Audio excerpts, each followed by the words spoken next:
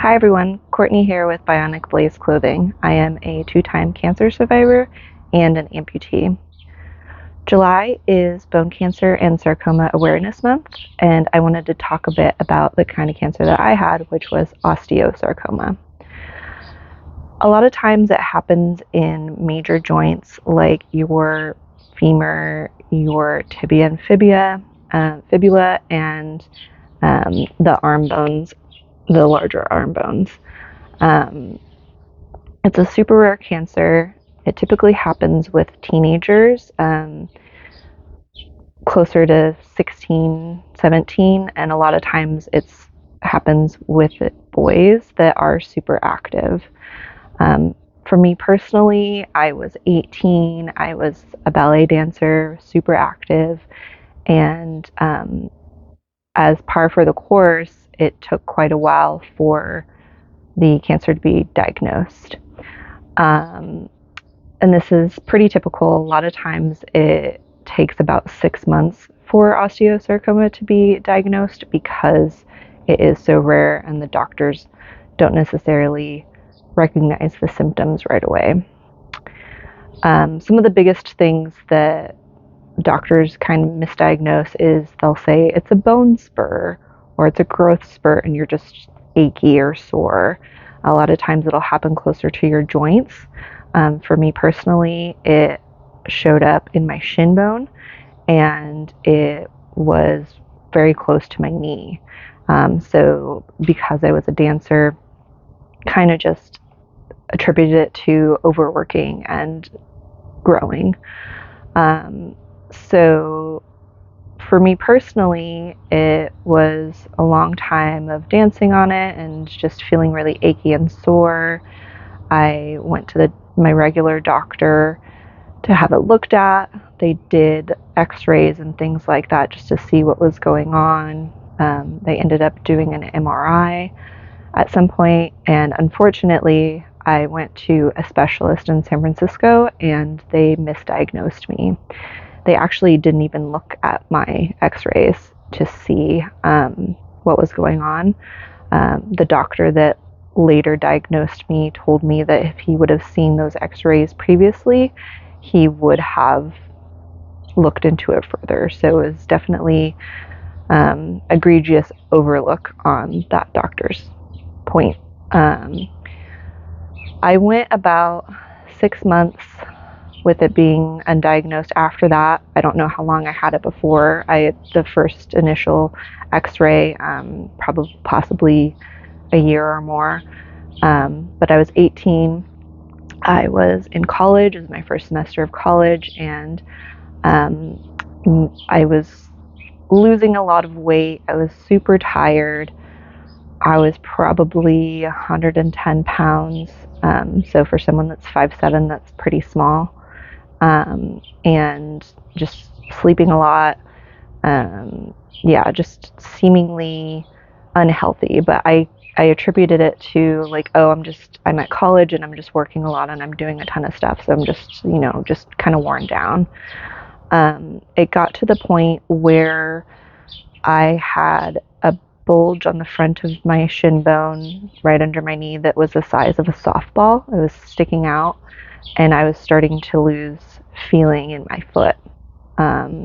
This is definitely not normal, and I called an advice nurse, and she immediately reached out to my regular doctor. My regular doctor looked at everything and said, we need to do a bone scan.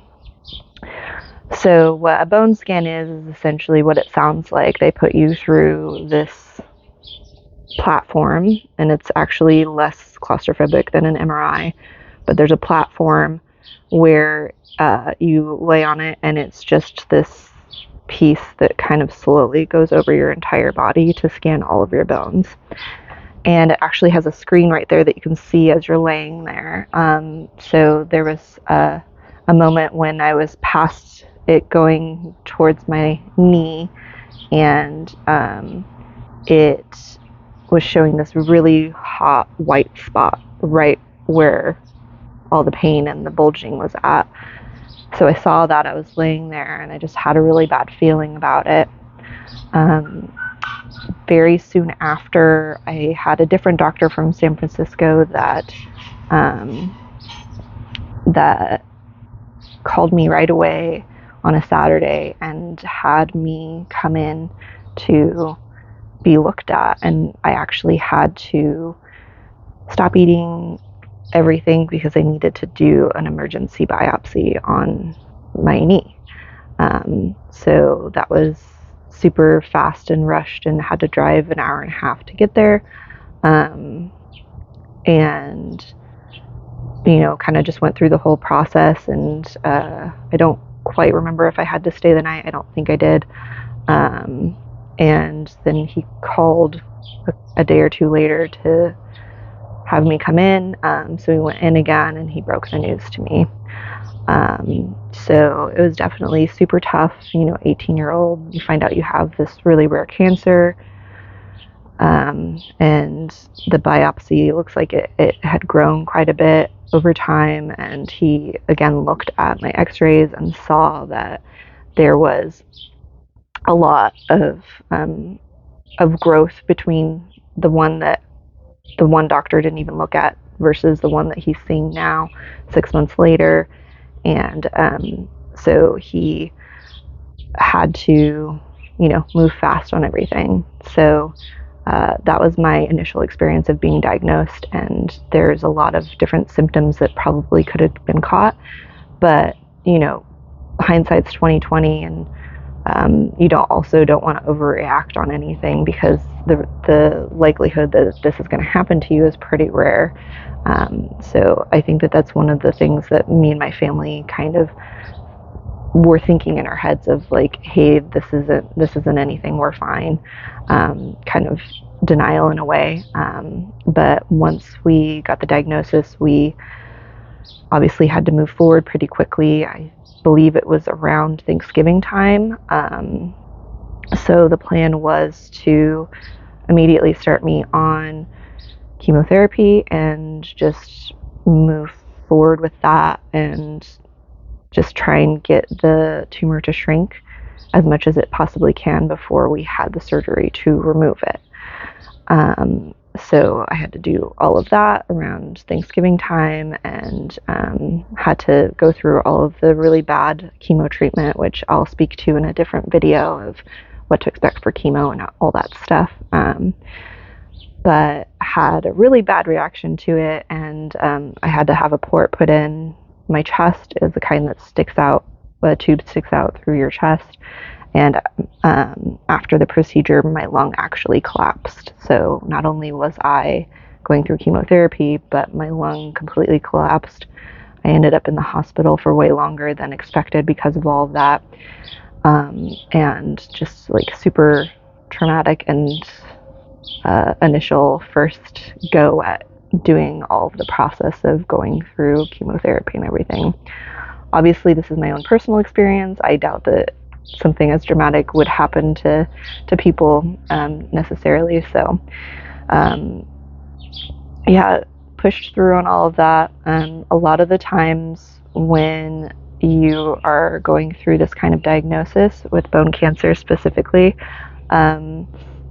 there is a procedure that has to be done in order to remove the cancer. And specifically with bone cancer, you're having to remove entire bone in order to remove the cancer. There's no other way. There's no radiation or anything, doesn't work for that. So what they had to do for once I had gone through about 3 or 4 months of chemotherapy is that we then went into limb salvage surgery. So essentially it's what it sounds like, where they're trying to salvage your limb while still getting rid of the cancer. Because my cancer was so close to the knee joint, they had to essentially do a entire bone, like a large knee replacement, removing my bone from the middle of my thigh bone all the way down to the middle of my shin bone. And then what they do at that point is they'll take titanium replicas of, the shape of the pieces that were taken out, and actually drill them into the existing bone so that they will fuse to it. And so my entire knee was replaced. The only thing that was saved was my kneecap. And so they drill that into your shin bone and your thigh bone, and then you have this whole entire titanium piece that extends that whole situation. So as you can imagine, it's like a knee replacement on steroids. So it's definitely not a comfortable, it's a very painful experience, and it was very tough to go through all of that. It was not very successful. It was successful in removing my cancer at the time, and so at that point we just decided to move forward and continue on with chemotherapy after some healing time. I wasn't allowed to bend my knee for 6 weeks. And even after that, it was really challenging. I don't think I ever got past 70-degree bend. So if you can imagine, the 90 degrees is all, totally right angle. I wasn't even able to hit that with my knee. So it was very disabled for a long time, for a couple of years. Because of all of that, it didn't do very well. I have friends that got the same exact surgery and it went much better. Just probably depending on a lot of different factors, but they're doing really great and they still have their leg, and they, there is a possibility that you have to have things revisited 10 years later. So they haven't hit that mark yet. But they seem to be doing fine. And I think they're getting pretty close to 10 years at this point. So I think that there's definitely instances where the limb salvage surgery does work. So after doing all the limb salvage surgery, it was more chemo. And with osteosarcoma, the treatment has not changed in the past 55 years. So it's very, very the worst kind of chemo, very intense chemo that you can get. It's essentially trying to get all the way through your bones. And what chemotherapy is essentially attacking all of your immune system. It does not discriminate. It's going to get rid of your good cells as well as your bad cells, so it makes you really, really sick. Again, I'll go into more detail in a different video specifically about chemotherapy, but I went through that for over a year, and it got to the point where I personally felt like the chemo was doing more damage than it was helping me, because I was getting worse and worse, and it was taking longer and longer for me to heal during the break times between the chemo treatments. And my liver function was starting to show issues, and I was having a lot of other blood, platelet issues, red blood cell count issues. I was really starting to feel like it was not helpful anymore. So I had decided to end the treatment early, probably about three or 4 months early. I don't quite remember. And I went about my day, and I went 2.5, 3 years without any incident. It was probably close to 3 years, and that's a pretty long time, so I was feeling pretty good about it. And I was 18 when I was first diagnosed, and then at 22 I found out my cancer had returned. Essentially what had led to that discovery was that I had my titanium replacement. So say this is my knee. There were screws that were holding it to the tendon and everything, and so there were screws that were starting to push out and really bother me. So I had my surgeon go in to take them out and assess the situation, and that's when he found out that found cancer in my tendon. Now, once osteosarcoma is outside of the bone, it can spread incredibly quickly, and it can be a death sentence. So at that point, because it was right where the screws were at, he had actually caught it extremely early. And there was really no other symptoms because I was already in pain from the knee replacement, that it didn't really register that there was other extra pain happening.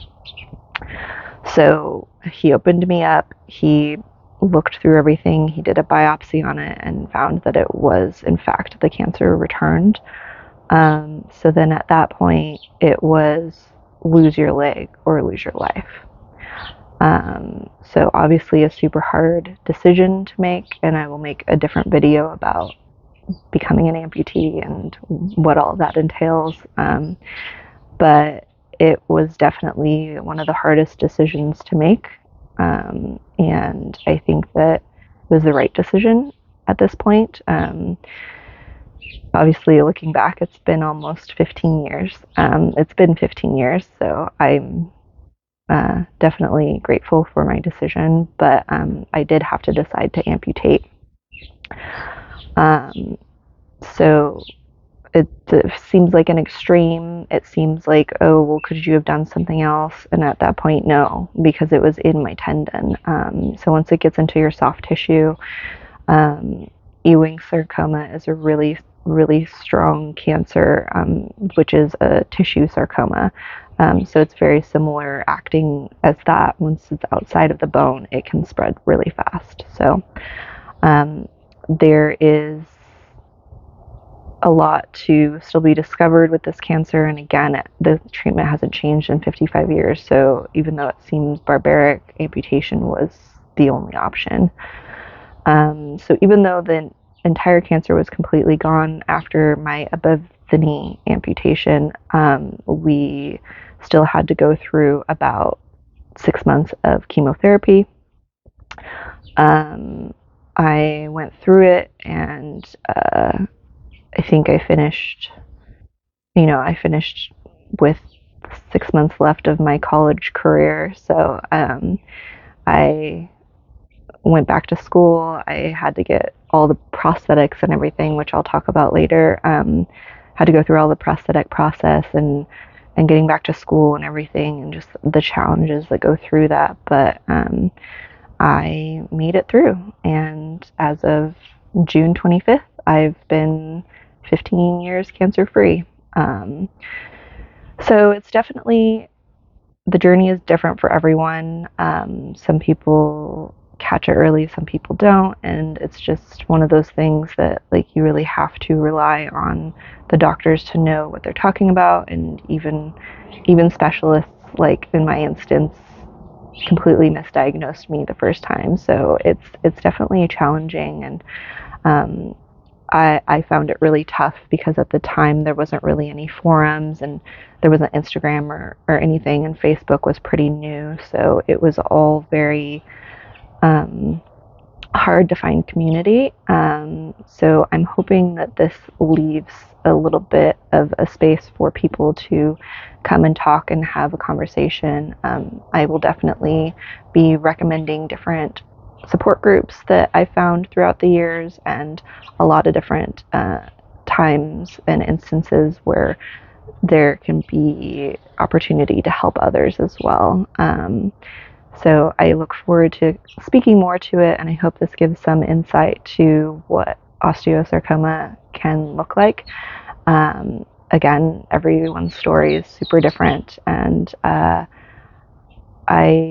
hope to be able to bring some light to some things and help bring someone comfort and guidance on anything that you may need.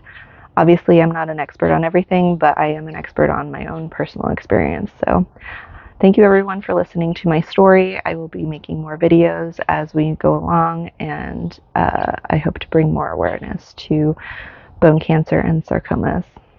Thank you.